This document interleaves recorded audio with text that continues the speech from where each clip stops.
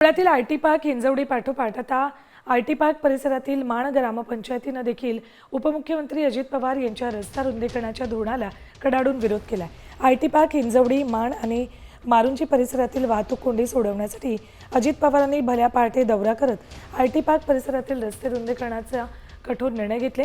पण प्रशासन केवळ आयटी पार्कमधल्या लोकांचं म्हणणं विचारात घेत आहे, स्थानिकांच्या मागण्यांकडे दुर्लक्ष करत आहे असा दावा माणच्या ग्रामस्थांनी केलाय। अजित पवारांच्या धोरणाविरोधात आम्हाला न्यायालयात दाद मागावी लागेल असा इशाराही ग्रामस्थांनी दिलाय। नाही, अजिबात असं काही नाही की आयटीएन्स आणि ग्रामस्थ असं काही यांच्यामध्ये विरोध नाही।